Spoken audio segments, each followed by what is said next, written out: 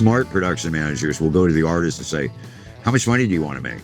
Do you want to take this home or do you want to leave it on the table? Brilliant. Now, a lot of artists like Lady Gaga and Beyonce, when they're young and they're touring, Guns N' Roses, they're no difference. U2, Stones, they're all the same. They want everything until they start seeing the cost of everything. They're like, wow, I just went out for 6 months and really didn't make that much money. Any manager that doesn't allow their production people to talk to the artist, they're idiots. Absolute idiots. Welcome back to On the Bus with me, Troy Vollhoffer. Today we have a guest with 1,000 stories from the road, touring legend Tom Mayhue. Tom has managed tours for some of the biggest bands in the history of music, including Carole King, Alice Cooper, and of course, Guns N' Roses. He's here in Montana tour managing last week's guest, the Boxmasters, and was kind enough to stop by the bus. Please welcome Tom Mayhue. We got a big treat today on the bus at Country Thunder or wherever the hell we are today. We're in Montana, and I got my dear friend here, Tom Mayhue. How are you, Tom? I'm very well, my friend. Great to Troy, see you. how are you? Welcome. Thank you. It's good to be here. You know, a week ago, the Boxmaster sat in that chair. Absolutely. Why don't we just start with the Boxmasters? We're going to go back in time. We're going to go back in the time capsule of Tom Mayhue's career. Okay. But let's start with the Boxmasters. How did you ever end up with Billy Bob Thornton and the Boxmasters? A good friend of mine who's out here as a guitar tech right now, his name is Bobby Overdorsen. He's a kid out of Detroit. Now, Bobby called me and said, hey, coming to town, going to do a show with Billy Bob Thornton. I believe it was at the El Rey, and this was about 21 years ago, somewwer roughly around there. And I said, I want to go. Curiosity, one thing, and I'm massive fan. I fell in love with the guy in Sling Blade. So it was on the Guns N' Roses tour bus. He was on constant rotation.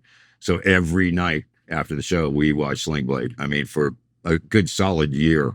We were out for a little less than 3 years, but for a good solid year, every night, Sling Blade on the bus. I went down to the show and Bobby introduced me to Billy afterwards and couldn't have been nicer. And so I said, here's my number.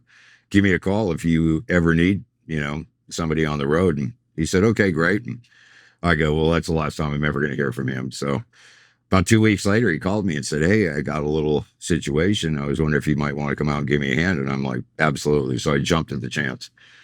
Got out there with him and I said, hey, if you're going to give me the power to do this, tour manager, I got to have the power to be able to replace some people and make some changes here because I already know some of the people on your crew and I think they're a liability for you and I want to clean it up. So that's what I do. So he said, sure, what are you thinking? And I told him and we made some changes. And so anytime that Guns N' Roses wasn't on the road, I was with Billy. But right out of the gate, he's like, hey, I don't mix my any of my film stuff with any of my music stuff. And I'm like, great. I hate actors, a bunch of creeps anyway.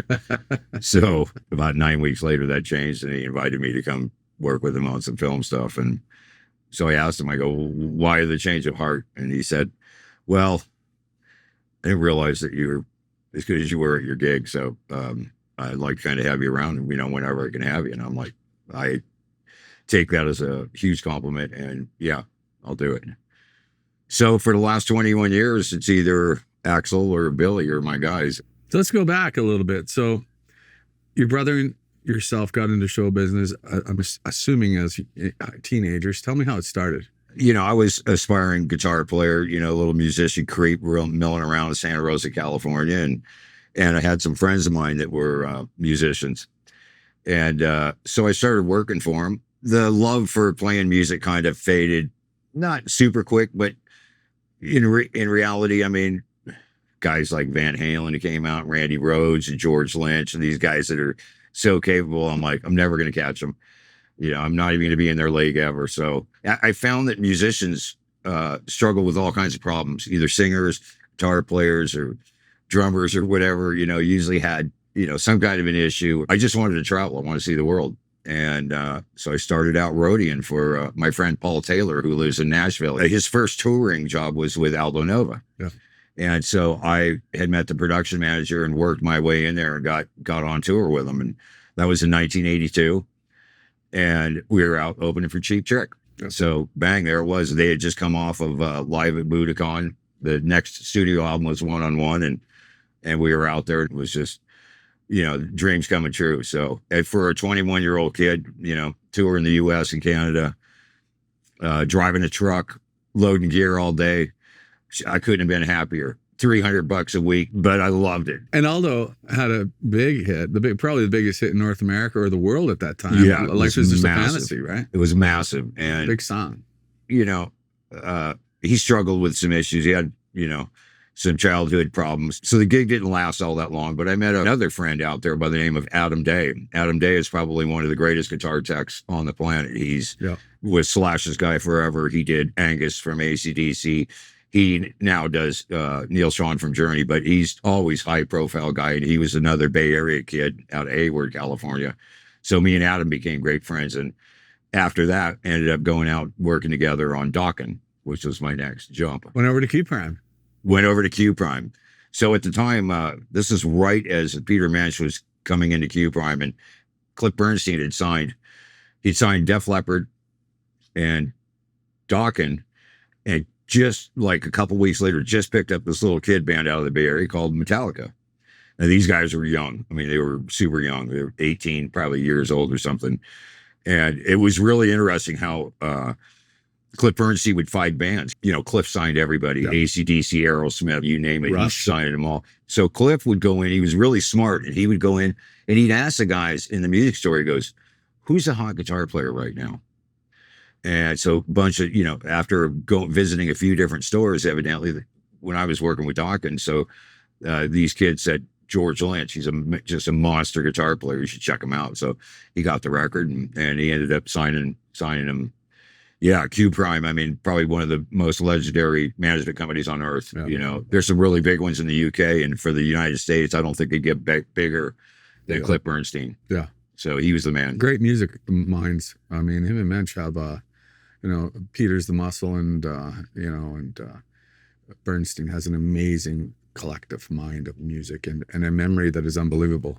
What those guys had, which I appreciated more than anything in the world, and it's something that I learned at a young age, is back then you could develop an artist. Like with Dokken, they did their first Breaking the Chains record or whatever, but when Cliff picked him up and they went into, the next chapter of their careers, Cliff always came out and said, listen, you don't want to do this with your career because then you're going to go down. Yeah. He goes, our deal is steady. Let's build this thing. So, the first record that he was attached to, they did about 600,000 units. The next record they did about 1 million units. The next record after that did just under 2 million. So they're always, there's an arc to musicians' career. You want to get it up and you want to plateau that thing to where you can get it to, you get longevity out of your career. Now, look at Def Leppard, for example. I mean, those guys are crushing it today. Yeah, they're still out there. Great guys. It's pretty interesting when you think about how fairly new business, the touring business in rock and roll. I mean, it only started really in the 60s. It started in the 60s, and it was all small scale, little club kind of things. And then it started ramping up a little bit. And then obviously Woodstock happened. But they still didn't know how to do it. They couldn't figure it out. It was like a club level, just with a massive amount of people. Yeah. So it was insufficient. And so people started getting in and dialing it in a bit. How do you transport it? How do you move the artist? How do you, the tour buses were, brought around, and people are like, bus? Why would you be on a bus? Well, and the country guys were kind of the founders of the tour bus thing. The gospel they were, but actually, it was more like a school bus kind of bus. Yeah. There's a bunch of seats, more like a college football team moves, and it's not like, opulent, and there's nothing sexy about it. So to watch the whole change of it all, I mean, the money got better, people got smarter. Then Peter Grant from Led Zeppelin came up with merchandising. Yeah. Bad Company shirt. When I was a kid, everybody had a Bad Company shirt. My dad had a sailboat in San Francisco Bay, and we went out one day, and this guy threw a sail up, and it was a Bad Company sail, and me and my brother lost our minds. We're like, oh my God, that's wild. So cool. They knew how to brand stuff.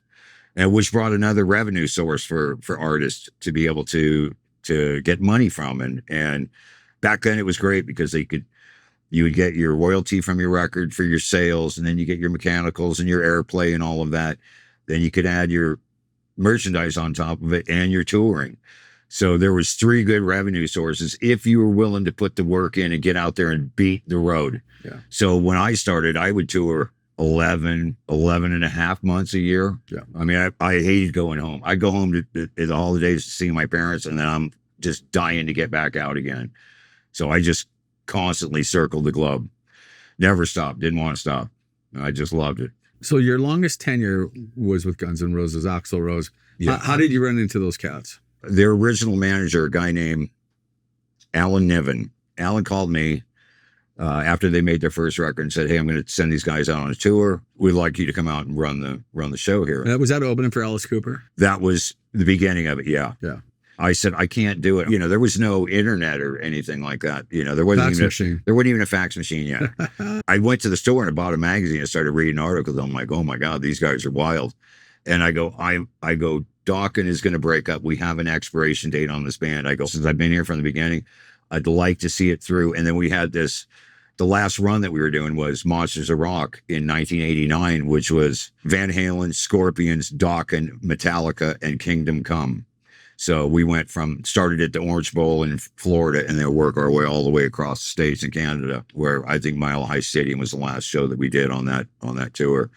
And after that date, it was July 30th, 1988. So I told Alan, I go, I can't do it, but I go, let me send you my brother. I go, he's ready. And I go, when I'm done with Dawkins, I'll come join you guys. So I sent my brother out there. And I called him a few weeks later and I said, how is it? He goes, these guys are, I think they got something. There's something super special about them. He goes, now they're wild, they're kids and they like to go out and have fun, but they're super talented. And so I said, great. Well, I go, as soon as I get this thing wrapped up, I'm coming. So sure enough, July 30th, 1988, I flew to Cincinnati to Riverbend was the first show. Me and Adam Day, we came together. So he was doing Slash's guitars and I came out as Steven Adler's drum roadie. And that lasted about a week. And I took over as stage manager. We had a production manager out there that was a creep and we got rid of him. Just started, fine tuning it in a bit. And when I got there, they had sold about 300,000 records. And then during the next 6 to 9 months, they'd sold 18 million albums. Yeah. I mean, it was like the Beatles. Caught fire. It was unbelievable on the success and the level. I mean, I'd never seen anything like it in my life. And they had just passed Carole King, Tapestry. Was the largest selling debut album by an artist. So she did 17 million copies of Tapestry, which is just unfathomable amounts of numbers back then. And Guns beat it about 18 million. And we got to meet Carole through the whole thing. And she's an amazingly wonderful woman. And me and my brother were fortunate enough to go out on tour with her a few times, which was just a blessing. She's amazing, amazing woman. Love her talent, just kindness, just a great woman. She wrote everything. I mean, she wrote for the Beatles. Yeah. Not many people can say they wrote songs for the Beatles. Absolutely not. And she started out in Brooklyn at 15 years old. Her mom would come get her after school and drive her into Manhattan. And she'd go to the Brill Building, which was Jerry Goffin's building. She ended up marrying Jerry, but the 5 writers in there were Jerry Goffin, Carole King, Barry Manilow, Neil Sedaka, and Neil Diamond. Neil Diamond, yeah. So those 5 powerhouses. I mean, they wrote everything, all the fabric. When you were kids, things go better with Coke. They wrote that. They wrote You're in Good Hands with Allstate Insurance. I mean, they wrote everything, every commercial. So they had already figured it out. And then Carole became a piano player for James Taylor, right? Because she wanted to do some live stuff. And then one day, James just walked up to the microphone and said, I'm going to have Carole do one of her songs. And she was terrified and just mortified. It's like, oh my God, don't do this to me. And she started doing some of her own songs, which were the songs off of Tapestry, because she'd written with James Taylor and stuff too. You Got a Friend and all that stuff. And she just blew up and became the biggest selling artist of all time. So after, you're doing Billy Bob, you're doing Guns N' Roses, you got both counts going, flipping back and forth. Now, where I want to go is someplace that I think our listeners and viewers will be kind of surprised, but you have an acting career. I do. I have a friend, Mike Smith. They call him Bubbles. He's in a show called The Trailer Park Boys up in Canada. And so we were out with Guns N' Roses, and Axl said, hey, I want you to meet my friend, Mike Smith. Bubbles, you know Bubbles? I go, are you kidding me? What do you mean? And he goes, well, he's got this comedy troupe out of Halifax, Nova Scotia, and you got to check these guys out. So I started hanging around with Smith. He would come out to Guns N' Roses shows, and he would come up on stage with us and do his song Liquor and Whores and do it with the band. And so he's like, you work with Billy Bob? And I'm like, yeah. I go, he's one of my best friends. He goes, do you think he would ever do something like a little part for a movie? And I go, well, why don't you write something and I'll give it to him? Right. So Smith went home, wrote a little thing, and emailed it to me. And me and Billy were over in LA somewhere recording, and so I got it and I printed it out and I gave it to Billy, and he read it and he just burst out laughing. He goes, "Oh yeah, I'll do this."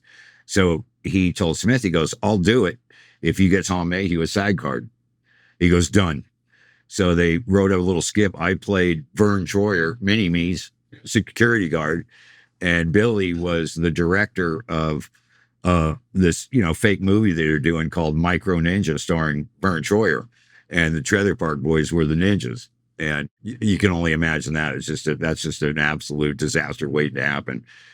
And so Billy came in and did, I think our scene was 5 minutes or something like that. We did it, and those guys were like, "Oh my God, that was just such an amazing experience." I was back on the road with Guns, and I saw, Bubs came up to another gig somewhere, and he goes, "Hey, look, we just signed this deal with Netflix, and we got this show called Trailer Park Boys Out of the Park Europe, and then we're going to do Trailer Park Boys Out of the Park US. Do you want to do it?"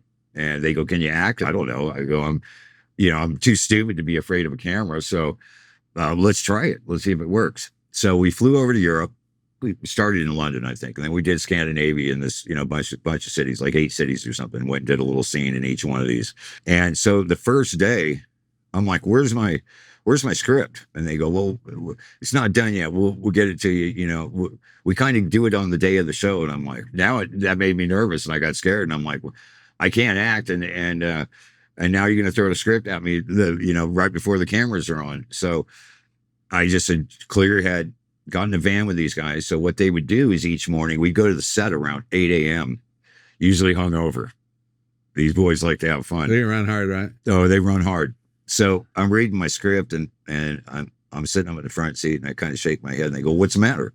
And I go, "I would never say this." They go, "What would you say?" I go, "I would say this." And they go, "Oh, that's 10 times better. Say that."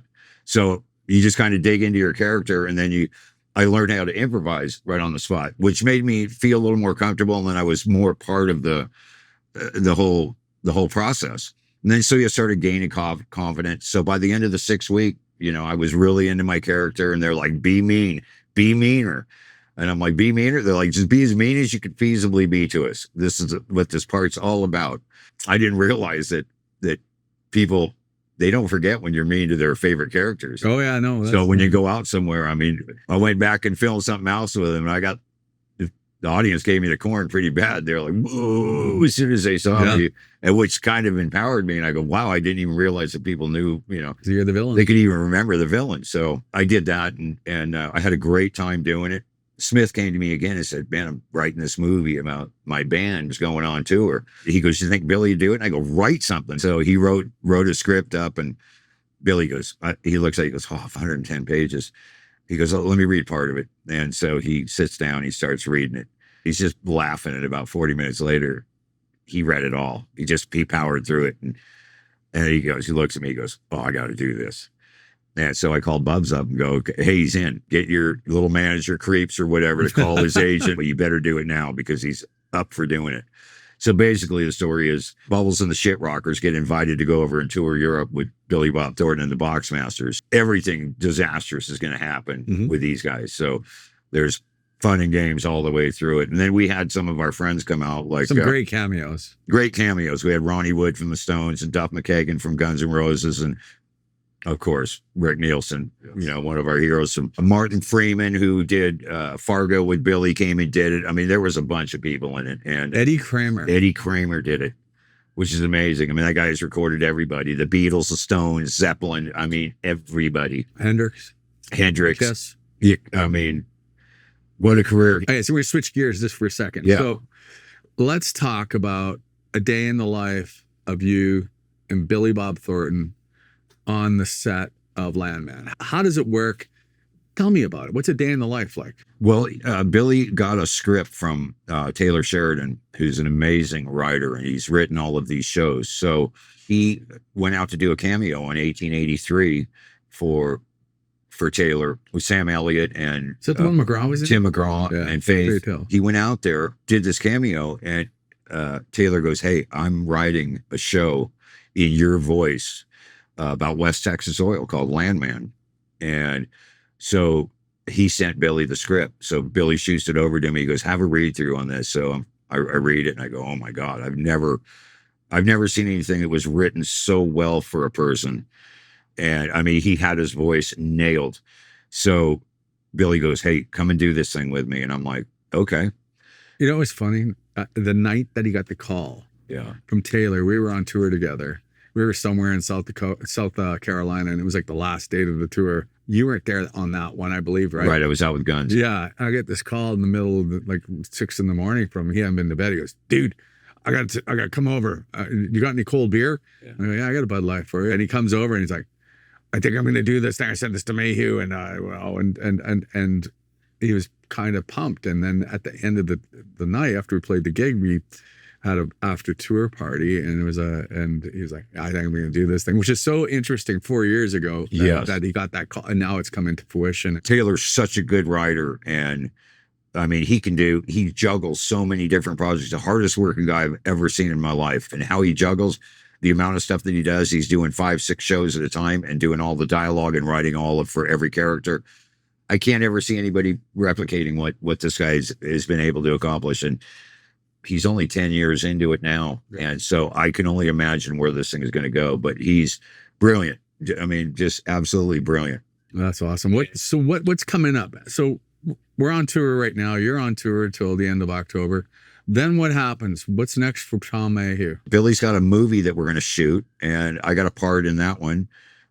We're not quite sure where we're going to shoot yet. We thought we were going to shoot it in Pittsburgh, but it looks like the location may change because it's an independent film. Financing, comes to play in all of this stuff.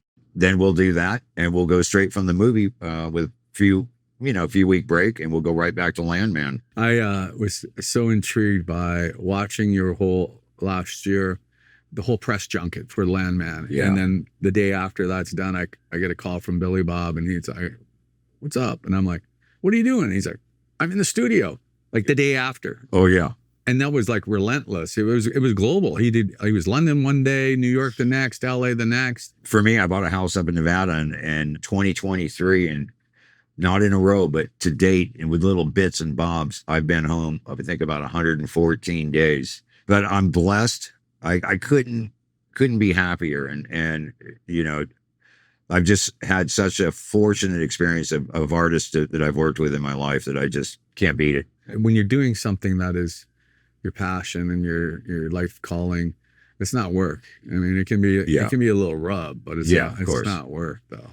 No, I wake up every morning going, holy smokes. Like I'm just blessed to be doing what I'm doing. So does Billy. Every day he wakes up and goes, man, I am absolutely blessed to be able to do everything I wanted to do. And his background is great too. I mean, he was a musician his whole life. This acting thing came secondary to him. It worked for him, and he's amazing at doing it, but his heart is music. So you've been in the business, for 40 years. Technology over from where you started to where we are today, is that a plus or a negative? Absolutely a plus. It was very difficult when we started. Massive amounts of weight. People were hurt by things that could crush you, and we didn't really have all of the physics worked out how to move everything correctly. But a guy like Jake Berry got in there and started, with sound companies going, you need to stack stuff this way. It needs to be able to fit on a ramp. We need to be able to push it up a ramp and get it into a truck without it falling over or hurting anybody. And then the company started going, okay, well, what if we make our units a little more modular? And, all of a sudden the line array came out, because PAs were massive. And fuel goes up, trucks go up, everything goes up in cost. So the smaller the packaging you could do it, you get way more bang for your buck.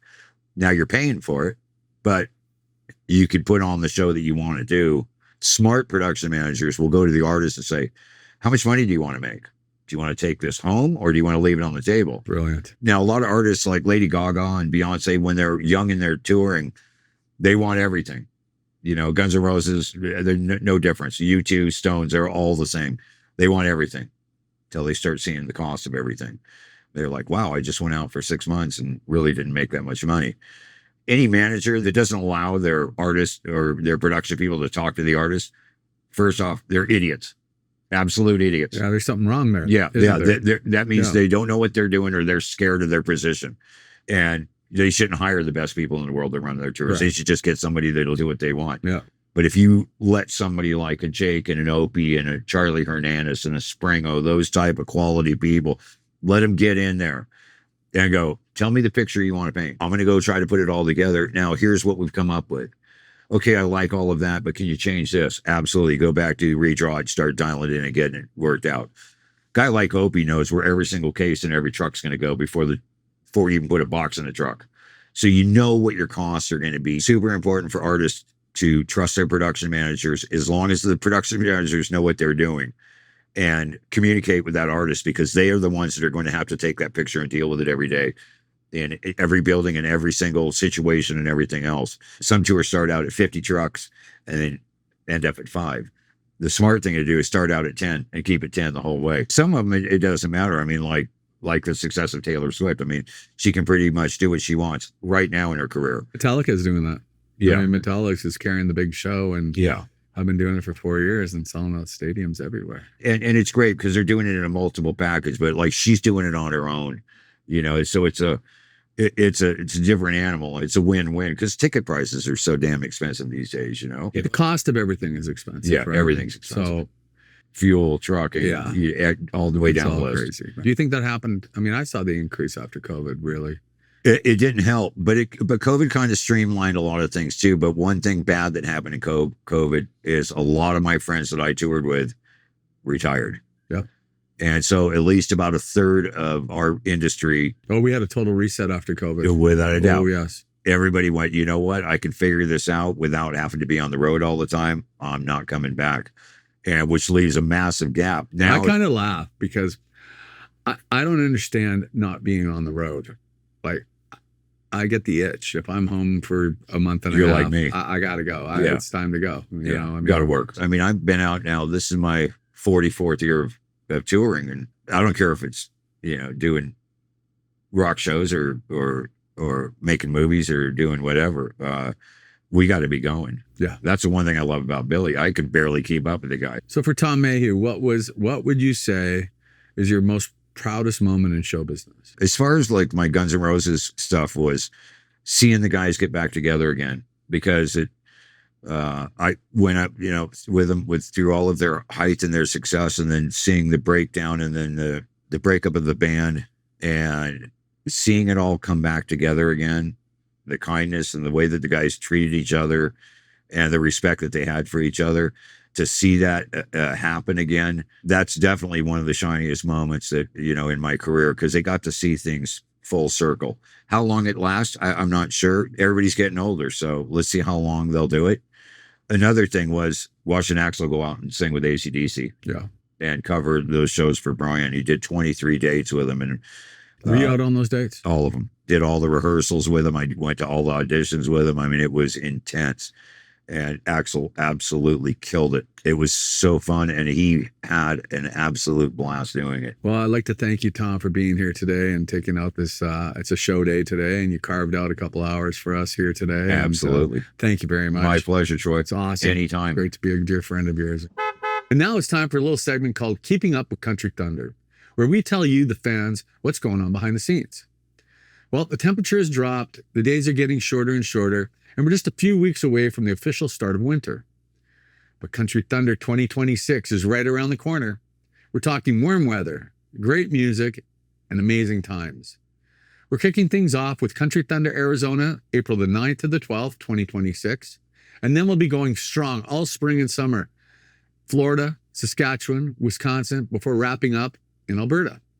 I can't wait to get back on the road and watching the world's best artists up on stage, singing their hearts out right next to you. Head over to countrythunder.com to see the incredible lineups. You can buy tickets now. We're on sale. Get your tickets while they last. And I'm not blowing smoke. I can tell you how excited I am for Country Thunder 2026. Seriously, I think it's going to be our greatest year yet. A big thanks again to Tom Mayhue for joining me on the bus today. I just want to say thanks to all of you for commenting and reviewing on our show. We love hearing from you, and it's a great way to share On the Bus with other music fans. So if you haven't yet, please rate and review us wherever you get your podcasts. That's it for today. I'm Troy Vollhoffer, and I'll see you back here for another episode of On the Bus. Be sure to follow Country Thunder on all our social platforms at Country Thunder. We have new episodes dropping bi-monthly. Make sure to subscribe to the podcast so you know when the new episodes hit the feed.